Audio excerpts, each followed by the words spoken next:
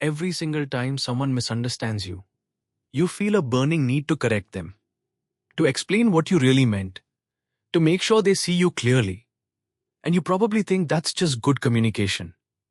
But what if I told you it's actually a wound talking?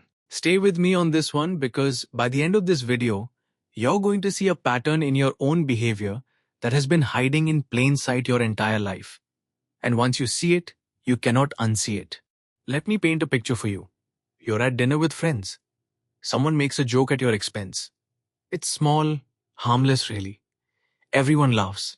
You laugh too. But on the inside, something shifts. You feel misrepresented. And for the next 20 minutes, you're not really present at that table anymore.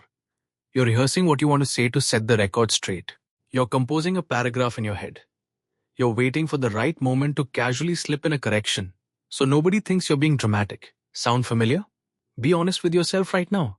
How many times this week alone have you drafted a text message that was way too long just to make sure someone understood your intentions? Here's the thing most people don't realize. The need to explain yourself is not about clarity. It's about survival.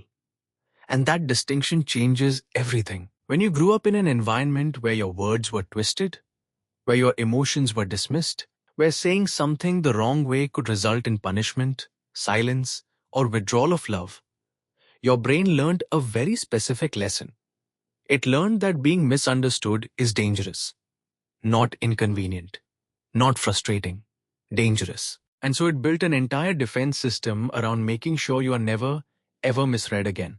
That defense system looks like over-explaining. It looks like sending the follow-up text.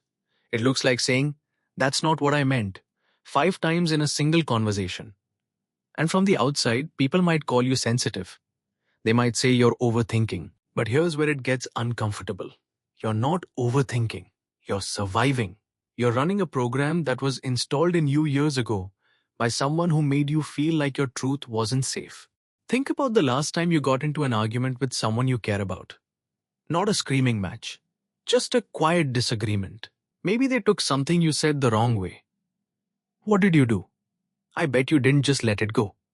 I bet you felt a physical sensation in your chest. Almost like panic. Like if you didn't fix this right now, something terrible was going to happen. That response is not proportional to the situation. And you probably already know that. But knowing it doesn't stop it. Because it's not a thought. It's a reflex. And that reflex was born in a very specific moment in your past. Let me tell you about someone. Let's call her Nadia. Nadia grew up with a mother who was emotionally unpredictable. One day, her mother would be warm and affectionate. The next day, the same behavior that earned Nadia praise would be met with coldness or anger. Nadia never knew which version of her mother she was going to get. So she learned to narrate herself. She would explain her every move before making it. "I'm going to my room now because I finished my homework, not because I don't want to spend time with you." She was 7 years old, speaking like a lawyer, making a case for her own innocence. And the worst part? She didn't even know she was doing it. Fast forward 20 years.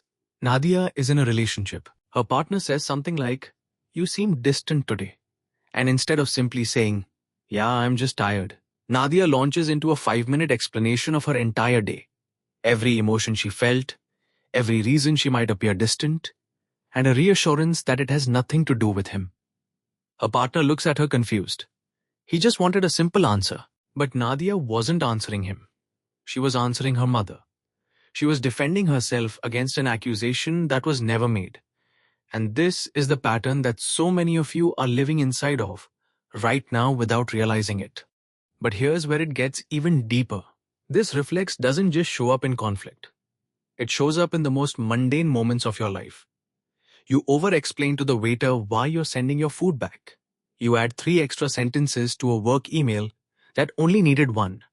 You feel the need to justify why you're saying no to a social invitation. Every single one of these moments carries the same underlying message. Please don't be upset with me. Please don't misunderstand me. Please don't leave. And that message didn't come from nowhere. Someone put it there. Now I want you to think about something that might sting a little. Have you ever noticed that the people who demand the most explanation from you are often the same people who never fully accept your explanation anyway? That's not a coincidence. That's a dynamic. In psychology, there's a concept closely related to what's called a double bind. It's when someone puts you in a position where no response is the right response. They ask you to explain. You explain. They say you're being defensive. You stay quiet. They say you clearly don't care. You get emotional. They say you're being manipulative. There is no exit. And if you grew up in that kind of environment, your brain doesn't just learn to explain itself. It learns that it must explain itself perfectly or face consequences. That's why you rewrite that text 4 times before hitting send. That's why you lie awake replaying a conversation from 6 hours ago, wondering if you said it wrong. You're not being neurotic. You're running a survival program that no longer matches your reality. And here's something most people never connect. The need to over-explain often comes hand in hand with an inability to receive compliments. Think about it. Someone says, "Great job on that project." And instead of just saying thank you, you say, "Oh, it wasn't that good. I actually rushed the last part. And honestly, the data could have been better. I think Sarah deserved more credit." You just explained away a compliment. Why? Because somewhere deep in you, receiving something good without justifying it feels unsafe. If something good is happening, there must be a catch. There must be a setup. So you preemptively explain it away before someone can use it against you. That's not humility. That's hypervigilance wearing humility's clothes. Let me bring in someone else. Let's call him Kerem. Kerem is brilliant at his job. Everybody knows it.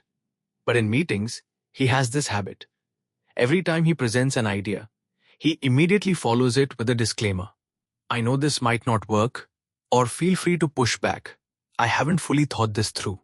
He thought he was being humble, but one day his manager pulled him aside and said something that hit him hard. She said, "Kerem, you present your ideas like you're apologizing for having them." That one sentence unlocked something. Because Kerem suddenly realized he wasn't being humble. He was bracing for impact. His father had been a man who couldn't tolerate being wrong. And anytime young Kerem expressed an opinion that challenged his father's, he was met with rage or ridicule. So Kerem learned to soften everything, to wrap his intelligence in apology, to make himself smaller before anyone else could. And now, at 32, sitting in a corporate boardroom, he was still doing it. Still explaining, still apologizing, still protecting himself from a man who wasn't even in the room anymore. But here's the part that nobody talks about. This pattern doesn't just affect how you communicate. It affects who you attract. People who over-explain tend to attract people who over-interrogate. You end up in friendships and relationships where you are constantly on trial, where you're always the one making your case. And you accept this because it feels normal. It feels like love is supposed to require effort. That closeness means constantly proving your intentions. But that's not intimacy. That's emotional labor disguised as connection. And this is important. Healthy relationships don't require you to translate yourself constantly. If you are with someone and you feel like you need to explain the tone of every sentence, the motive behind every action, the meaning beneath every silence, that is not a communication problem. That is an environment that is reactivating your trauma. So what do you do with this? The first step isn't to stop explaining. That would just create anxiety on top of anxiety. The first step is to notice. Start catching the moment. The next time you feel that urgency rising in your chest, that frantic need to make someone understand, pause. Ask yourself a very simple question. Am I explaining because this person genuinely needs clarity? Or am I explaining because I'm terrified of what happens if they misread me? If it's the second one, you've just found the edge of a wound, and finding it is the beginning of healing it. The second step is even harder. It's learning to tolerate being misunderstood. I know that sounds almost cruel given everything we've talked about.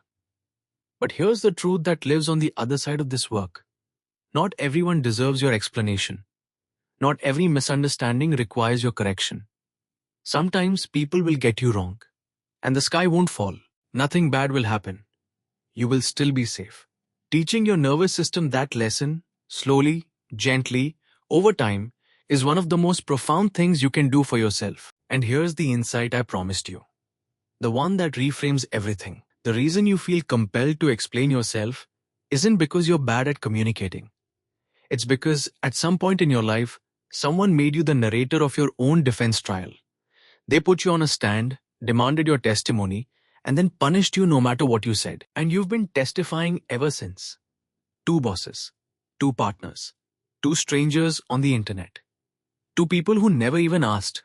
You don't owe the world a closing argument for your existence. You never did. And the moment you truly understand that, something shifts inside you that no amount of explanation ever could. If you enjoy content like this, consider subscribing and turning on notifications so you don't miss future videos. Thanks for watching.